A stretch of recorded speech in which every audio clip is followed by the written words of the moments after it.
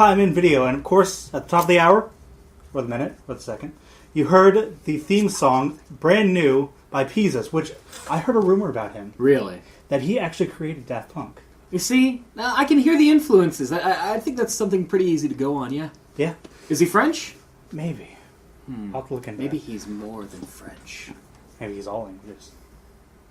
Anyways, today we're talking about adult cartoons. Now, we're going to be specific about this. We are specifically talking about cartoons developed here in America, displayed in a North American market, that was designed specifically for people ranging from the age of about 18 upwards. Yeah. So specifically designed for that. We're trying to make a differentiation between things like Disney films, which are, all ages. But let's talk about that for a second. Okay.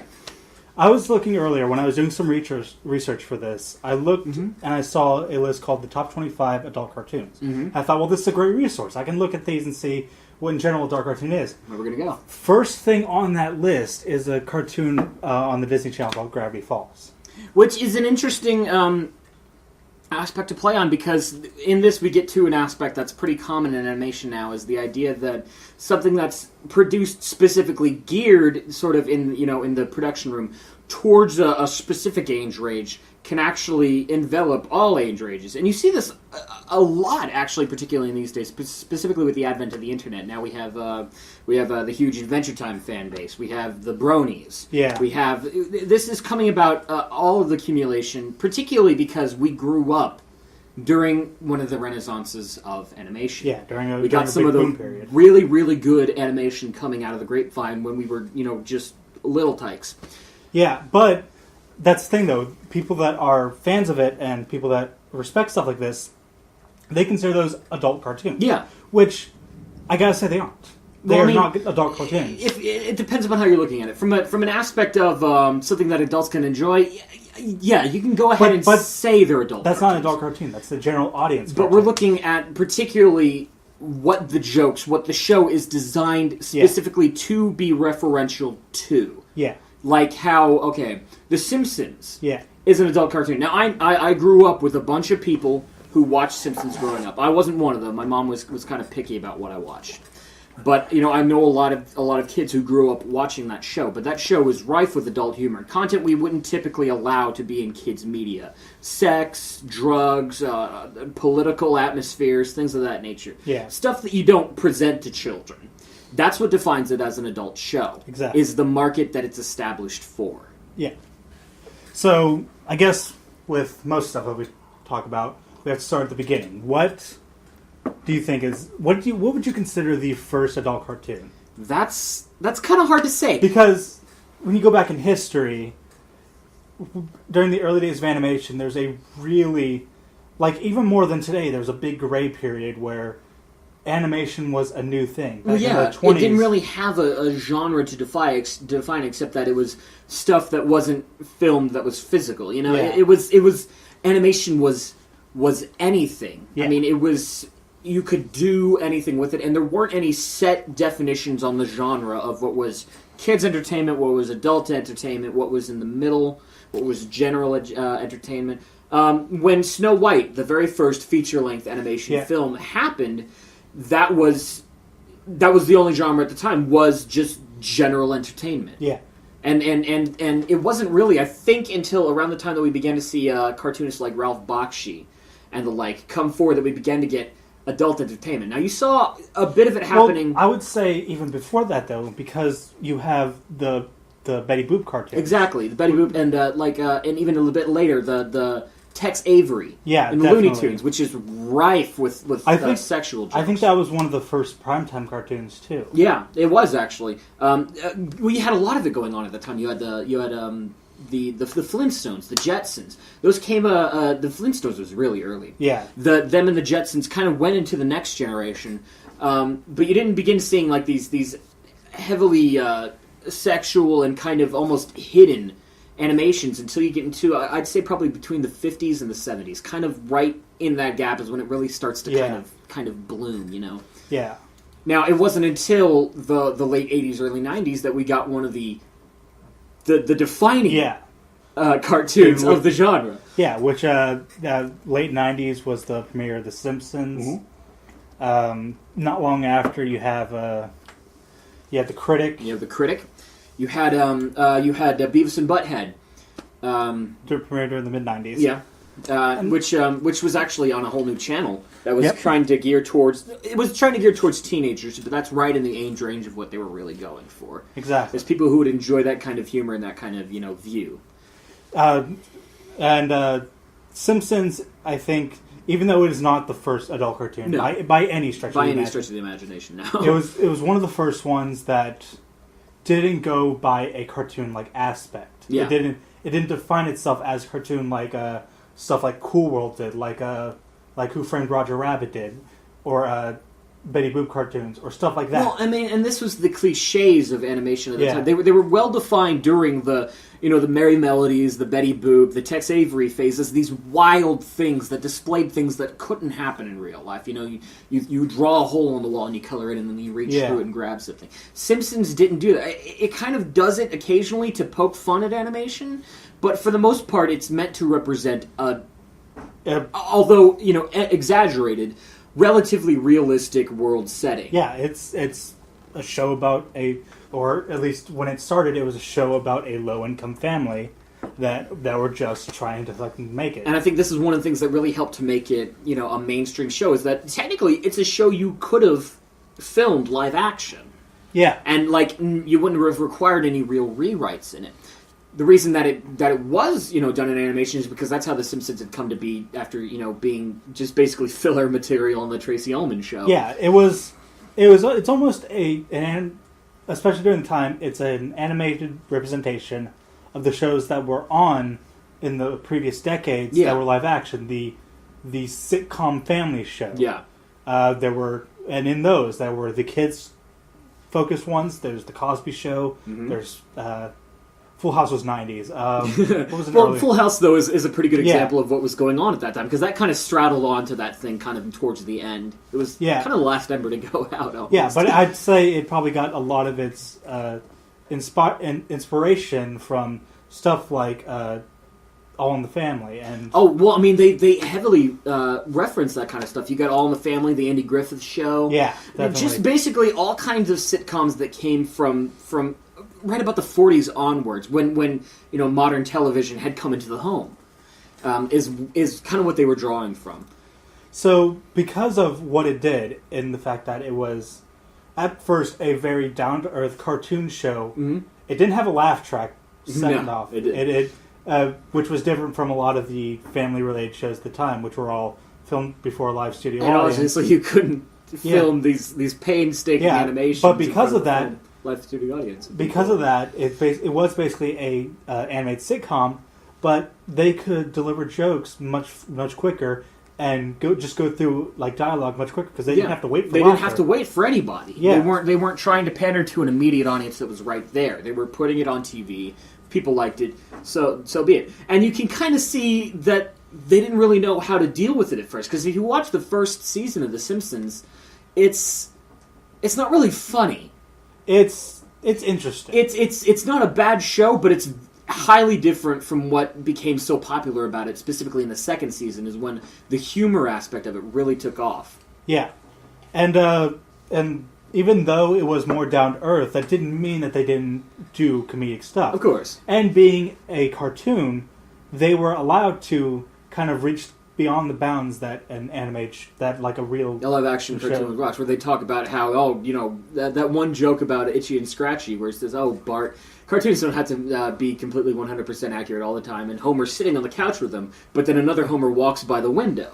Yeah, they could do this kind of stuff. And one of the most famous gags in it is famous early gags is the jumping the gorge, where Homer misses, falls down the entire gorge. And we see every single hit that he takes. Yeah. They pull him up, and then he falls out of the back of the ambulance and does it again. You can't do that in live action. It just wouldn't. It would be incredibly difficult to shoot, and it would put your actors at a huge amount of risk. Yeah, but it's cartoon. Which they eventually ended up parodying in the Simpsons behind the scenes thing. I do remember that. But this show really set the kind of the pace for it. It defined the genre of what we consider primetime American adult animation. Yeah. And there's so many that have come up within the ranks to try to fill in with it. We have Mission Hill, The Critic, Family Guy, American Dad, Futurama. Exactly, and a lot of those wouldn't exist if it weren't for The Simpsons. Exactly. And so, you're saying? it really is a testament to how putting a show together and sort of analyzing it as it goes by can help define the genre, because all genres out there are ready to be redefined at any point in history. But The Simpsons was the first point. Yeah. It was what is it? Ground Zero. Yeah. It was ground zero for primetime adult animation. Yeah. Oh, Ground Zero, yeah. Because you're coming from the Looney Tunes Simpsons. Exactly. Which seems to be every couple of decades you get a rebirth of kind of an animation. Well, and we got it, oddly enough, again, late 1990s, early 2000s with Family Guy. Yeah. Which sort of rejuvenated the aspect of it being something other than The Simpsons that was just the primetime animation. Yeah. We have a question from our audience. Yeah.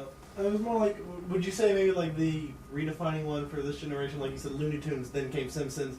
Would you say maybe like something like Adventure Time that has sort of episodes that are very adult themed? I would not say that anything Yeah. in Just Adventure Time is as an specifically... example. I wouldn't say anything in Adventure Time is specifically adult themed. That's actually... I want to visit that subject Yeah, again we're going to later. actually come back to that later. Yeah. Let's begin talking about Adventure Time and regular show things Yeah. that began more adult and then eventually... But I mean, like, kind if you listen to what some of the stuff, I'm pretty sure J.G. Quintel's the guy who made Radio Show, right? Yeah. He talks about The Simpsons being a huge influence. Oh, for the show, definitely. and Beavis Yeah. and Butthead. and you can see it Because in that's it. what he watched, to come up with the Mordecai and Rigby's like dynamic. Yeah. And we're going to come back to that later. But I guess with stuff like this, when people talk about cartoons, especially politicians talk about cartoons, they talk about the fact that cartoons are for children. Yeah. So let's just go basic question. Why do adult cartoons exist? Why should they exist? Well, because animation, like anything else, is just a media. It's a platform through which a person can funnel ideas and refine them and present them. I mean, you can express the same amount of depth and intricacy in animation as you can in a Kubrick film, Yeah. or a Beatles song. It's not really. There's no limitations to what you can express via animation. And I think particularly a lot of people who grew up, in the time of the Flintstones or Scooby-Doo or Betty Boop, kind of latched onto that sort of nostalgic aspect, and that's when adult animation began, because they were like, I want to take this medium that I enjoyed so much as a kid, but I want to express my perspective through it. And that's where adult animation really became a thing, because animation in the beginning was something that everybody watched. Yeah. But obviously, the people who get old they're dead. They can't express their own kind of perspective through it. Another question from our audience. Actually, it's more of a comment, but you guys already covered it. Was how sort of this stuff is something like animation allows you to push the envelope, and it's something that you can't do. So that's why you need to have that adult cartoon, because you can put in stuff that you can't do with a live action or other types of media. Because, I mean, this is something that you can show. You can also pull in those other aspects like music and stuff, and you can really just push the envelope with animation that you can't do with something like in a live action. Yeah, you can add the music, but a character can't do certain things that a character in a cartoon of course, could. and that's the point of picking your genre, finding something that works for you. Like if you're a pianist, you don't want to write a song for flute. Yeah, Because it's not going to work with your sensibilities. Yeah. But But why... So let's go on the opposite side of that. Why do you think people classify cartoons as a kid thing? This may sound a bit like a weird political statement, but I think a lot of it comes from the fact that adults are kind of, overly worked. TV was a new thing back then. It was very easy to kind of sit children in front of something and get to work. And we still have that going on today. The idea that this secondary influence in your house becomes an educator and sort of a soul raiser. It's even more so, especially with the proliferation of, like, extra medias that act similar to a television. Yes, exactly. You have the computer, you have the handheld devices, you have the game systems. I think it simply comes down to the fact that kids have a lot of free time and adults don't. So Yeah. kids ended up watching more television than adults did. I'll even go much simpler than that. I think it's because, especially in the earlier days when a lot of TV was black and white. Mm-hmm. Even in black and white, regular life was limited to what actually existed. Yeah, Cartoons were colorful. Cartoons were vibrant. exactly. They were children's imaginations Yeah. on the screen. They were explosive. You could send a rocket with yourself inside of it off to Mars and speak with the people there, or invent something that's never Yeah. been physically possible. But I think people just consider that because kids' things are colorful and vibrant. Yeah. But then imagination doesn't end when you're a kid. Of course not. And you see this happening. It was also much cheaper to produce Yeah. animation back then, so you didn't have people worrying about producing kids' entertainment that would had to have this huge budget where we had to build a sound set that looked like the moon or something Yeah. like that. Definitely. So let's kind of jump back on the subject we started this Okay. with. Cartoons for adults versus cartoons for a general audience. Mm-hmm. So I guess really, do you think it's okay to classify a cartoon that is for a general audience, to classify it as an adult cartoon? No, I don't think it's okay. So you don't think it's okay that there are cartoons like Adventure Time, Regular Show, to a really extended degree, My Little Pony, and just shows like that, it's not, they aren't adult cartoons. You don't think They're so? not, because you're building expectations that aren't there. We talked about this when I was talking about how The Simpsons, includes is labeled as adult entertainment because it includes themes that are not legally allowed to present Yeah. to people under a certain age. Yeah. Adventure Time and My Little Pony and Regular Show aren't like that. Yeah.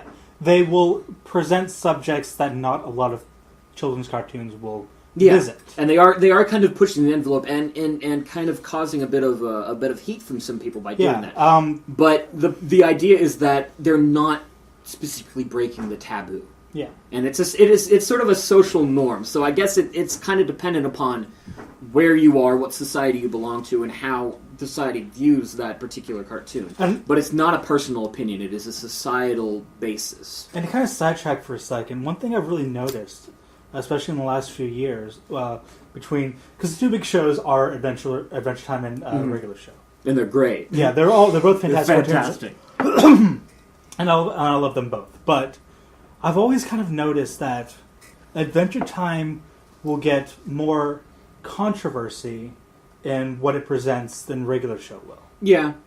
Well, and it's sort of odd. You would think it'd be the other way around, wouldn't you? Because Adventure Time is far off and fantastical. It's this made-up world, this universe that doesn't exist here, where people do things that are completely different than they are here. And Regular Show is full of anthropomorphic animals, but they're people, and they do just as many risque things as they do in Adventure Time. But I think that also goes back to the phenomenon that Regular Show is a big show, but it's still a lot more muted in terms of its popularity than Adventure Time is. Adventure Time is almost like a worldwide phenomenon now. It's a huge thing.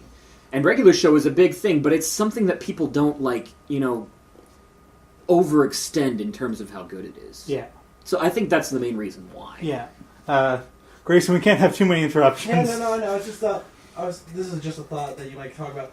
There's a huge age difference between the characters in Adventure Time and Regular Show. Yes, that's Finn very and good. Well, other than Jake, but Finn's 12. Mordecai and Rigby are in their early I would actually 20s. say that's not true at all, because the only character that is underage is Finn. Princess Bubblegum. Everyone else in this world is pretty on par. Yeah. Yeah, Princess Bubblegum's like 19. Marceline's like Well, 1,000 years old. has like a billion because. But then again, Jake's Finn is also the avatar by which we're supposed to impart our experience to the show. He's but the main every other character. character is an adult. Yeah. And Sarah, you're gonna have to yell. Not true. Flame Princess. Flame Princess is the only other character. But she's also a tertiary character. she's not. She's one that came in and is sort of also kind of faded out. Yeah, She's not considered a core character anymore. but I was going Unfortunately. to say, I was going to sidetrack a section. I already am kind of sidetracking. But yeah, and not even like stuff that in a fantastical world would be all that odd. Yeah. It's there's a small controversy that I'm not really going to get into with what was missing that whole episode. I think it was that episode. No, yeah. It was what was missing. Not really going to get into that. There's another controversy, not a major one, but it did. Some very conservative people did bring it up. The episode Princess Cookie. Yeah, Which that, was- the male cookie that wanted to be a princess. Yeah. That seems like something people nitpick. There's a cartoon in Australia called Shizao. It is Shazam, except he dons women apparel whenever Well, he activates we his have powers. that. We have that now. Exactly. We have that in Steven Universe. Yeah. Which is a male magical girl. Yeah, and I kind of I suppose it is important as to the social political landscape that we have in today's world, but I kind of ignore stuff like that because that seems an awful lot like people using the internet to make something seem bigger than it is. Because Yeah. the internet is a great tool for exacerbating the smallest little fire into this Exactly. raging, forest hailstorm. But That's the wrong metaphor. I went from fire to rain, but still. a fiery hailstorm. There we go. But one thing I will go ahead and say on that subject, though, is I do think it's good, though, that people are thinking about them as a adult cartoon, because that's what I'm saying for a general audience, is that as a general audience, a kid could watch a show and get enjoyment out of it. An adult could watch Exactly. a show and get enjoyment out of it. A teenager can watch a show. Teenagers who have some of the pettiest interests in the world can watch this show Well, and get I mean, enjoyment and out this of is it. one of the best. We have a manager at my work. His name is Ron, and he watches Adventure Time with his kids. He loves it. When we did our extended theme, he came up 3 days later. He was like, "I saw your video. It was really cool. My dad loved it." But this is one of the almost sort of unexpected side effects of general audience viewer or kid shows that contain some adult humor. Parents are starting to watch shows with their kids. Which is a fantastic thing. Is a wonderful thing, and it's really starting to change how parents approach what their kids are exposed to. Yeah, and that's why shows like Adventure Time, like a regular show like Amazing Adventures of Gumball. Mm-hmm. I just said it, Steven Universe. Yeah. And that's why shows like that are good. And like we said, we don't agree that they're adult cartoons, but we like that they are cartoons that everybody can Well, enjoy. and I'll take general audience over adult at any time. It depends upon what mood you're in, but they are Yeah. specifically they're designed in studios that cater to children. Yeah. Designed to play at times when kids are off from school and are watching TV, and to impart moral and ethical lessons designed to teach kids this is how you need to interact in the adult world once you get there. So what I think a lot of this grew from, especially with the proliferation of what is geared towards kids Mhm. being made for adults, is that we had a period from the late 90s, early 2000s where there were literally, and honestly, I can't even argue it sometimes. There were shows that were geared towards kids that were made for adults. Yeah. There are 4 of them that I can think of. Yeah. Actually, I have them written right there. Beavis and Butthead, Yeah. Ren and Stimpy. Mm-hmm. Daria is kind of in the middle there. It's more geared towards teenagers. Yeah, and plus it was an offshoot of another show already. And one of them that I just thought of that isn't written there is Invader Zim. Yeah. And these are shows that, in Beavis and Butthead and Daria's case, they were geared towards teenagers. Yeah. The, They were geared towards people coming out of that setting of ethical lessons and starting to adapt to the adult world and learn this is how I'm going to interact with people. More importantly, this is how I'm going to learn to reserve my judgments on the people that I interact Yeah. with, which was a big thing, especially in Daria. Yeah. It's the idea of harsh judgment yeah, in definitely. the adult world. The ones I can't, I have no fathomability about is how Ren and Stimpy got on the air and stayed on the air for multiple seasons.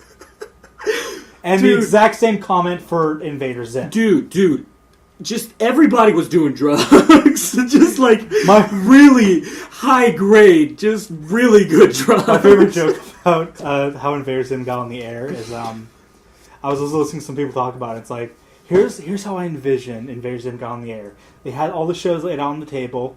They're about to pick one, and then a bird flew in the room and just mixed up all the papers. It's like we have 3 minutes to pitch a show. Pick one. And there's this one called Invader Zim. Who made it? The guy who made Johnny the Homicide Maniac. Okay, whatever. They'll never approve it. Let's go. I love that, actually. So now we have a great story for the beginning of Invader Zim and the end of Invader Zim, which you should check out, but we'll talk about that some other day. Some other day where we have no more qualms about what we say. Oh, God. But yeah, Ren and Stimpy, dude, that was... Because that was, even at the time of The Simpsons... Yeah, that was the show. That was a John K? That was the SpongeBob of its time. Yeah. Which was a whole other aspect. Yeah, and they had no qualms about it being an adult show either. After it went off the air, it came back on Spike TV as the Ren and Stimpy adult hour, I think. Not to mention a box set of all the banned episodes, which there were tons of. Yeah. But that Ren and Stimpy, I honestly think the guy who created it was just madly detached from reality and the idea of the social interplay of taboos. I think his name is John Kay. Yeah. And the only other thing I know him for is that he made a music video for Weird Al. Yeah, for Weird Al. That's it. That's all I know him for. And that his animation style is very similar to another guy. That it was Close But No Cigar, wasn't it? Yeah, Close But No Cigar. And his animation style is very similar to the animator on Something Awful. Well, and you know, you go into a studio, and like a Simpsons studio is a bunch of professional people sitting around a table going, okay, this is the part where the coconut falls on his head, and everybody laughs, and then we play the next joke where Homer sees something he likes and drools. And then you have John Kay in a cave with like a barely functioning light switch, just scribbling these mad drawings, and it's gold. Yeah, and it's very different to how that show became a success. Now, it's no question when you watch it, the show has quality. It has comedic timing down to a craft, to an art that you don't see much elsewhere. But it was basically just him throwing stuff at the wall. And we mentioned Beavis and Butthead earlier. I wonder if our audience can help us out by looking something up for us.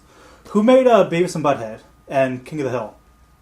I'm on a game. Oh, King of the Hill. It was the same guy, wasn't it? It was this guy made Office Space Mike and the Judge. Yeah, Mike Judge. And that's the thing. He went from making a show for a cartoon for like teenagers and kids, and the next project he worked on that was a TV show was King of the Hill, which is Beavis and Butthead is like an Adderall trip. Yeah. Like even the characters are constantly moving and shaking. Yeah. And King of the Hill is just like it's very calm. You just had a cup of coffee. And you're just coming out of it. There you go. Yeah. Beer. Yeah. Well, that's the thing though. We talk about Simpsons early on was about a very low income family and just being them. By the time King of the Hill came around, which was like 1998, right around there, Simpsons had started to become a cartoon. Yeah. Before it was an animated show about a middle-income family. By that point, they had started to go to like Japan and Africa. It had become too sitcom-y. They jumped the gorge. Yeah, and this is that's one of the serious arguments about the series detractors is that how in later years there's this kind of a steady decline. Yeah, a lot of people, and I guess we've talked about this a little bit. A lot of people will say that the golden years of Simpsons is from not even season 1, season 2 to season 10. Yeah, and some people even go as far to say it's that you stop at season 8. But I personally think from season 10 is where it goes, because that's after that season is when most of the head writing staff left. Yeah, to work on other stuff. Yeah, Bill Oakley and Josh Weinstein were showrunners at that point. And I think by the year 2000, which is, I think, right when season 11 started, I think they had left. Well, they were working on Futurama. They started working on Futurama, and then they left Futurama for a little while to work on Mission Hill, and then they came back to Futurama after that. Which I love Bill Oakley and Josh Weinstein. I think they're very creative. They're not only helping to define the adult animation movement, they're keeping it steady as it goes along. Yeah, and I think they're very underrated when it comes to a lot of the... Oh, definitely. Well, I mean, who's the god of adult animation right now? Seth MacFarlane. Who came from... Another person who came from kids' animation. He invented Johnny Bravo, guys. I don't know if anybody knows this. Seth MacFarlane he invented Johnny Bravo. That's He's the very reason that cool. character exists. I love that show. It's great, isn't it? It's Yeah. He got to start working at Hanna-Barbera. He wrote for Dexter's Laboratory. Oh, He wrote for. He wants to redo the Flintstones because it was one of the big influences in his life, and it's one of the reasons he works at Hanna-Barbera. That's an odd one I want to redo, though. I personally, It's one of the classics that started animation as a real game changer, and Seth MacFarlane loves getting his hands on stuff Yeah, so for better or for worse. Yeah, I mean, and he my- has made quite a few good things. and one of my favorite shows that got canceled, I think a little too early, was Mission Hill. Yeah. Well, I mean, and Mission Hill, I like to compare Mission Hill to Code Monkeys, which is a very underrated show that was on G4 about game programmers. It was animated in 8-bit style like old games from the 80s, which is when the show takes place. I like to compare Mission Hill to Code Monkeys in that Code Monkeys got 2 seasons and then it was canned. And it's the only thing Adam LaPena has done that has been of any real quality, Yeah. unfortunately. No offense to the guy. I love Code Monkeys. But to show that as it ended, you can pretty definitively say, I'm okay with this. Yeah, I'm I okay mean, with this ending. I wouldn't hate having more of it, but it's been as good as it needs to be. Mission Hill wasn't like that. Like, every episode was really golden in and of its Yeah. own, but you wanted more from it because it was so different. The colors, it was a Nickelodeon show for adults, particularly when you come to the color scheme. It was very Klasky Supo, which I think, did they have a hand in it at any point? I can't be sure. Can someone look that up for us? What is it? Mission Hill, did Klasky Supo have any help? The people that made Rugrats, because the animation styles are very similar in terms of how they play with color, or how the differentiation between the lines and the fill color. Same animators? I'm wondering if Well, it's the same studio. Oh. Yeah, Had we're anything to do we're with it. having. It may not be, but I think one of the things that made Mission Hill so special is that you had all these adult animations that were doing like homages to the Flintstones and the more generally refined art styles. But Mission Hill really paid homage to things like Rugrats and things of that nature that were very kind of off the wall in terms of art style. She Okay. says Castle Rock. Castle Rock, okay. Castle Rock, Bill Oakley, Josh Weinstein. Okay, yeah. Okay. So it's their home So- company. So That's one of the things that I think made it so special, and I really wish we'd gotten more of that because But you're not really seeing it. we kind Where of else? went off track a little Yeah. bit. But what I was going to say is, by 1998, Simpsons had become a little more cartoon. Mm. Then came in King of the Hill, which brought that exact same concept, but kind of turned it up a bit. Now this is literally a show about a family. There's like no cartoon aspects to it. Exactly. You could literally film King of the Hill in live action. Well, I mean, you look at their animation Bible that Mike Judge and the rest drew it up for. An 80-page animation. Yeah, Bible. well, I mean, you gotta have those, especially Yeah. for a show that's as controlled as King of the Hill was. And it's literally every episode can happen here on planet Earth. Yeah, they were very specific about like how water happened. Like if something splashed onto you, it's not just a puddle on your chest. It's you're wearing fabric, so it would sink into the How fabric. grass and stain it. lines worked, how many fingers somebody has, and how they used them throughout the day, how Bobby's acting was, everything. They even talk about and to even go into like this is kind of another aspect about dark cartoons that you can kind of get into with since you're being geared towards adults, Mhm. towards people that are older. You can put a lot more effort into something, and not to say that you shouldn't ever put effort into something that's No, for obviously. kids. But you'll see a lot with kid shows. They're a lot simpler because kids will not Well, yeah. grasp onto aspects Well, that are, and that's the idea that we particularly had a problem with that in the 70s and 80s with like the G.I. Joe and Transformers, things that were designed just to sell toys. Is Yeah. the idea that adults expect kids don't react to quality the same way that we do, so we think that they don't need it. But what I'm also saying is that it's not exactly a bad thing because there are a lot of shows nowadays that will use the same aspect but differently. Yeah. Back then it was more just we can save a lot of budget by by cheap- recycling the same scene over and over again. in but the you get background. shows like Adventure Time, which has very simple animation because it feels useless to add useless details Yeah. for something that's not going to be noticed. All the characters in all the main characters in Adventure Time can probably be drawn in under an hour. Well, yeah. Well, and the beautiful thing about that is that Adventure Time it's storytelling. It's Yeah. really good storytelling, and that allows the story to shine through because you don't have all these guys in the forums going, "Oh man, the art style's so cool. I love how they deal with the frame rate and the turn ratios. Yeah. It's like Disney animation." You don't have that. You have people discussing the story and how it impacted them, because Yeah. that's the only thing that's worth focusing on. But I was going to say with King of the Hill, because you can make a lot more like detailed stuff in the animation Bible. When they're talking about backgrounds, they talk. They actually talk about a lot of art terms, like when they talk about vanishing point, when you're looking down a street, they don't want you to cheapen the animation the farther you go. Yeah. A street will not lose detail from like From a foot off to a mile off. Yeah. So when they will like make situations where you're looking down a street, you'll get a vanishing point towards the end. Mm-hmm. You'll get like detail will not be lost until at least like towards the horizon. Yeah. Well, I mean, and you saw they were kind of making a statement, because you saw detractions of that in pretty much everything beforehand, where you'd have like the first few houses in a line would be like fully detailed with lines and everything. And then as you got down, it'd just be like the roof was just a line, no rafters, blah blah blah, blah. And then eventually they're just colors. Yeah, but in King of the Hill, every house is fully detailed. Exactly. And it's different too. Yeah. It's not the same thing over and over again with a different color palette either. And every tree is a tree. Yeah. It's not a lump with a circle around it. Yeah, it's not that. Every tree has leaves and has branches. Yeah. You can actually as long as they had stay. to watch a lot of Bob Ross, I bet you. Yeah.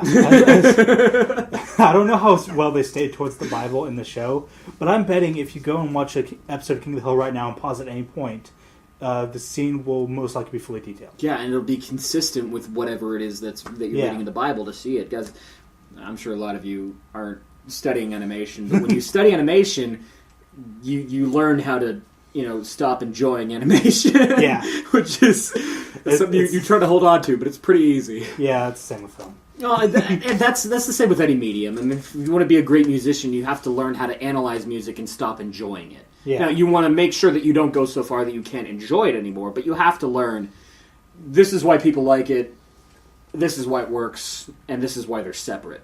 Yeah. Yeah.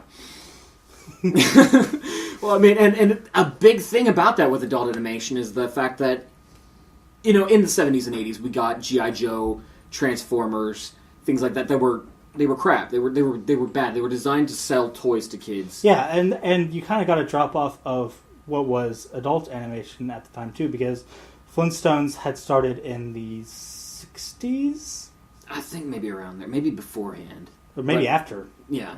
I know early episodes were in black and white, but with like The Simpsons and stuff like that, or not The Simpsons, Flintstones, with stuff like that, those would be primetime cartoons. And the Jetsons and exactly. But the contrast you get is that since you're appealing to adults, you have to be careful with how you present the quality, because adults are used to seeing this kind of stuff. They've been exposed to the media as they grew up. Even if it wasn't particular animation, they know how stories are supposed to flow. They know what grabs them. They've developed that palette. yeah, So you don't really get a whole lot of that in successful shows with adult animation when you can get it with children's animation. And this is another defining aspect between the difference of general entertainment versus kids' entertainment versus adults' entertainment.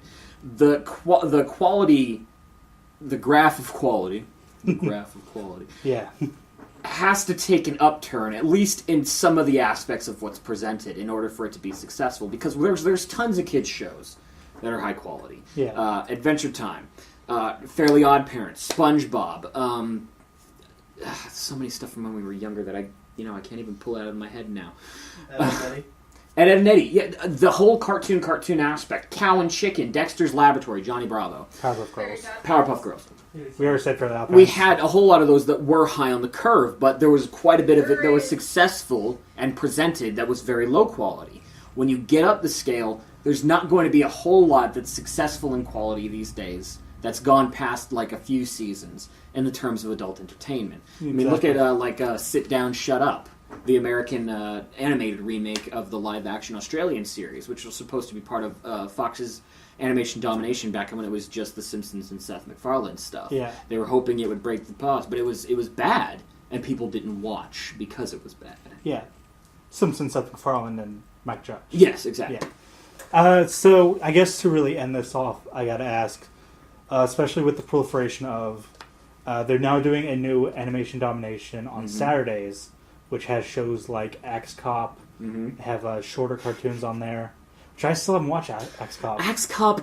Axe Cop is not going to be genre defined. It's dumb, but it's fun. So it's watered down, but it's watered down in a really good way. Okay.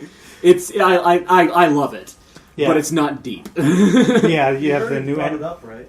It was a Axe Cop. Yeah, I know about the origin from Yeah. him and his 5-year-old son, I think. Yeah, but we have a lot of newer cartoons nowadays, especially one that two that we both love by the same company, Bob's Burgers and Archer. Yeah, It's had the same voice actor too. Yeah. And it's wonderful, isn't it? Yeah. We're coming to this aspect where animation is becoming a defined and accepted aspect of adult entertainment that isn't, oh, this is the one show that breaks the rule. These are the 3 shows that break the rule. It's becoming a genre and in many ways an industry in and of its own. You have a lot of people trying to throw something together to get in on the game, but you have a lot of other people taking more chances on things that haven't worked in the past because people are starting to accept it. There's something that we didn't really touch on, which I just thought about. Something else that we got towards the late 90s and going into the early 2000s is another media had popped up, the internet. Exactly. And on the internet, this is where it's famous discussion where the watcher now became the creator. Yeah. And with this, you got a lot of stuff that is just adult cartoons just because that's what people wanted to make. And you got a lot of interesting stuff from that. You got, what's that one I hated? Salad Fingers. I really hated Salad Annoying Fingers. Orange. Annoying Orange. Take or leave it. Well, the point is, though, it was produced on the internet, and it got so popular that I'm surprised Fred hasn't gotten his own show, or PewDiePie.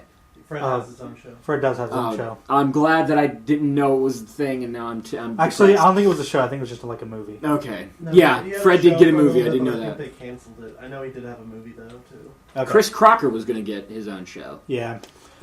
He turned it down because they said it was going to be censored or some crap like that. So, But I was going to say the other big one was, two big ones. You have Happy Tree Friends, which had a lot of violence, and Foamy the Squirrel. yeah. Those were 2 other big ones. And Foamy the Squirrel was the help. Well, I mean, these both predated YouTube, too. Yeah. I remember seeing both of these back in middle school, back when you had to, like... Back on Newgrounds. Yeah, Newgrounds or eBombsWorld.net, where you had to, like, go to a specific site that hosted its own videos. Yeah. To find it. And this is one of the really cool things about the internet, is that the way we approach media is changing. Yeah, I remember people talking, like, back then. I would see like comments online it's like, well, this is just dumb Flash animation. It's never going to go anywhere. But 3 of the biggest shows They were nowadays, wrong! 3 of the biggest shows nowadays, Bob's Burgers, Archer, and My Little Pony are all done in Flash animation. Exactly. And it changes things because it's not about the tools you have. This is one of the greatest things about the internet is you can learn how to use anything, and you can learn it in an afternoon if you're dedicated enough. And it's about what you are willing to do with it. Yeah. That changes it. And a lot of the new adult animation shows, they're going to be coming from the internet. I mean, we already got Axe Cop, which got on the internet in the form of a comic book. Yeah. That became so successful that they turned it into an adult show. Yeah, definitely. Bravest Warriors is an internet-only cartoon that is really popular because it's from the same guy who made Adventure Time. Being Puppy Cat is hopefully premiering soon. Yeah. What else that I just saw on Netflix the other day? That was what was that one you're talking about? Rick and Morty? Yeah, Rick and Morty. The dude Dan Harmon. Dan Harmon. It's for Adult Swim, actually. Yeah. This is the guy we know for making Community, a live action show that has a firm grasp on what surrealism is, and loves to play with it. Yeah. Now he's making a cartoon, and you would think that would sort of lose some of the aspects of quality, but it's not, because he knows how to direct the humor. Yeah. And it's gonna be really good in the world of adult animation. So I was gonna ask to kind of end it off. Mm-hmm. I'm probably gonna ask this question on a lot of podcasts. Okay. Especially with subjects like this. Do you think we've hit a peak or do you think we're still growing? No, And we're the still adult growing, cartoon. man. I think that's obvious from the fact that it's been 10 years now since Family Guy got canceled and then was rejuvenated by DVD sales alone. Yeah. And that was the curve. That's what set animation You domination. say that though, but the same thing happened to Futurama, and it got canceled / it ended. Yeah. So you could make an argument that it might have reached its peak and it might be falling again. No, it's not falling, man. Yeah, Animation but I domination don't is agree. becoming a I don't huge agree thing. either. I'm just playing devil's Okay. advocate. No, I got you. I'm just saying I don't agree because the landscape is changing. Yeah. The way we approach what adults are, and this is a big thing of adult animation because it attacks our idea of what adults are allowed to enjoy Yeah. versus what adults are willing to enjoy. Yeah, like it's changed from the 80s to today. Exactly. In 30 years, a kid's show was what you watched on Saturday morning. Yeah. Now I think it's going to get weirder before Yeah. it starts getting better. But I don't think we're anywhere near a peak. No. Yeah. No, we'll know when we're This near a is peak. going to be the point, now that it's acceptable, this is going to be the point where every studio just starts throwing stuff at the wall and seeing what sticks. Yeah, we already kind of got that. Yeah.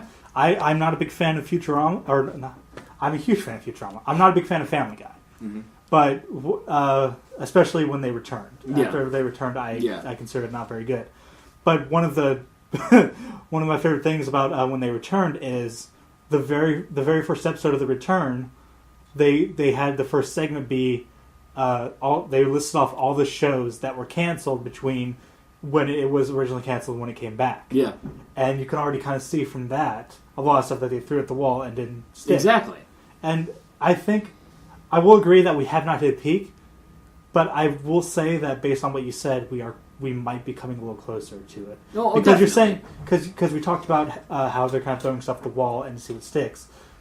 They're already kind of starting that because I don't know if you remember this. There was supposed to be a cartoon for Napoleon Dynamite, Mm-hmm. which came out and failed. Yeah, thankfully. Did you ever watch any of it? Nope, It's bad. I figured it would be. There was actually a really good show hiding underneath it, but they were too busy. It was too busy being Napoleon Dynamite. Yeah, exactly. Yeah.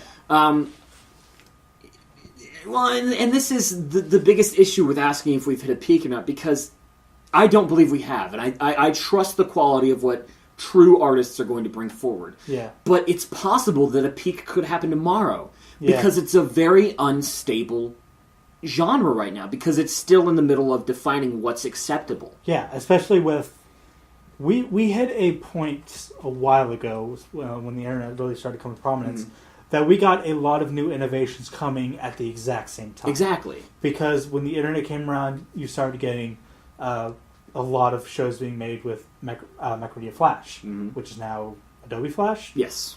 And you got new ways to just put stuff together. You got new programs that are dedicated only to like doing stuff like this. Yeah. And a lot of these things came in the last 20 years. Whereas the 80 years beforehand, there had been a handful of innovations when it came to animation. Yeah, I mean, there was rotoscoping, and then there was light boards, Then and there were cells, there was exactly. animation cells, but then and like from the 1990s, from early 1990s to now, you have a ton of stuff that just came in. Exactly. So I think we're still reeling from the fact that we got just all this new All these technology. options. Yeah. Yeah. So I And it's think it's overwhelming. yeah, I think once everything is settled, and once we stop evolving, which will never happen, but once we kind of reach an area where we can kind of figure out what can and can't be done, and what is successful and what isn't successful, that is where we will hit the peak. Exactly. Well, and that's where it'll kind of start to, the landscape will stop being so rocky and Yeah, it'll stop terraforming. yeah, And we'll be able to see clearly what we're looking at. yeah. We won't see a new like block of television being made every other week. I think once we hit that peak, once the business becomes defined, it won't be an aspect where they'll be like, And- okay, we're going to take a chance on this because it's a real big thing online. Which They'll by the start way, to trust. we're not artists that are in talking about business. hitting a peak being a good thing. Yeah, Hitting a peak would be a bad thing because that means we've hit the top of where we'll the stride for our generation. and then all is downhill. No, we like the period we're in. Oh, definitely. The period of adult animation for a general audience is fantastic. Now, to be fair, once we hit that peak, we could plateau, which is not Yeah. a bad thing. That's a fair bargain to get. Yeah. And that means that we'll have a steady business.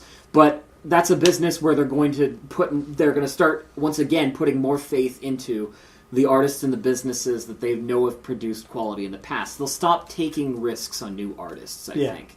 Unless they have something that really shows that they've got the credentials. Yeah. But no, I think the peak is I hope at least a decade off. Yeah. I'm really hoping more, but I'd say at least a decade off. Yeah. Yeah. I agree. All right. All right. So, I've been Zach, I've been Evan. and thanks for watching us on our first video podcast. See you guys next time. I hope we didn't do too badly, and we'll probably do more of these in the future. Maybe not in this exact setting, but We're going to throw some stuff at the wall and see what sticks. yeah. All You right. guys have a good one.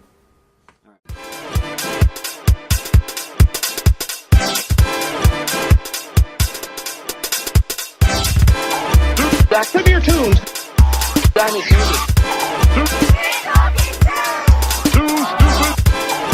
Back to your tunes. Danny